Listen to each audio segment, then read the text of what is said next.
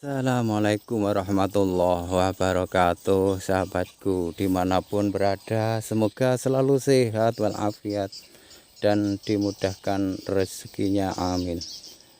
Sahabat-sahabatku, review hari ini yaitu tentang pepaya. Lah, pepaya itu banyak yang nanam namun tidak berbuah, sahabat-sahabatku. Ini berbagi dan belajar bersama, jadi mengumpas soal pepaya tidak berbuah.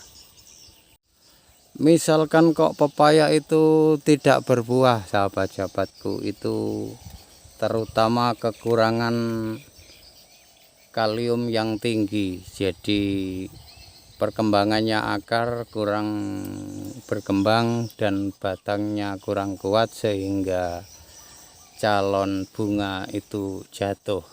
Jadi bagusnya di waktu seginilah, sahabat-sahabatku, ini ada pepaya yang baru mulai berbunga.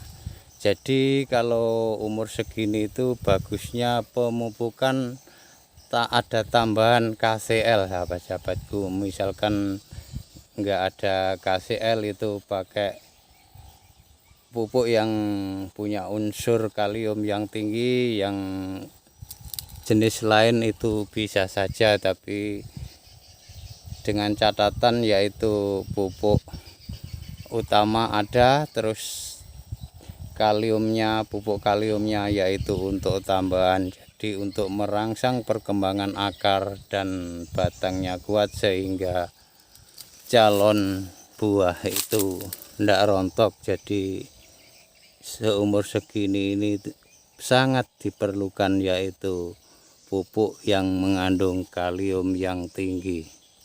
Ini pepaya yang sudah umur 2 tahun, sahabat-sahabatku. Jadi ini rajin berbuah. Jadi misalkan umur 2 tahun itu tetap buahnya tetap lumayan, sahabat-sahabatku. Jadi intinya yaitu pupuk tambah ada kalau pupuk misalkan ZA, misalkan ini itu ditambahi KCL, misalkan kalau NPK bisa saja, namun itu kurang kuat lah, sahabat-sahabatku, yaitu kaliumnya. Jadi misalkan NPK, kalau bisa ada KCL. Terus penyemprotan bisa saja. Kalau misalkan bunga kok selalu rontok, yaitu di bawah pemupukan pakai tambahan KCL, terus di atas bisa saja penyemprotan pakai MKP. Jadi nantinya bunga dan calon buah itu tidak rontok dan selalu ada, terus berkembang buah, calon buah itu terus yaitu produktif. Jadi misalkan pepaya itu tidak berbuah, sahabat-sahabatku, itu sebenarnya telat pemupukan.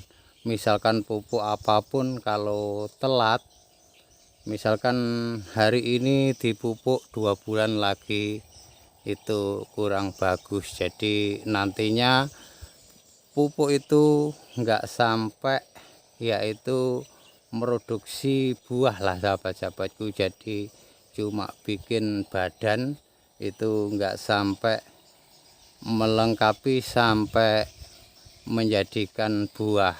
Jadi bagusnya kalau umur segini atau melewati fase vegetatif, sahabat-sahabatku, itu bagusnya 20 hari sekali. Pepaya itu semua tetap berbuah, sahabat-sahabatku. Diartikan tidak berbuah itu cuma satu pohon itu kurang dari 5. Jadi harusnya puluhan, bahkan 30 ke atas lah, sahabat-sahabatku. Terus misalkan cuma 30 itu terus produktif di atasnya, jadi itu nantinya kalau dihitung tahunan, 1 tahun lah semasa panen itu bisa ratusan sahabat-sahabatku. Jadi pepaya ini diartikan buahnya enggak sedikit, jadi bisa ratusan.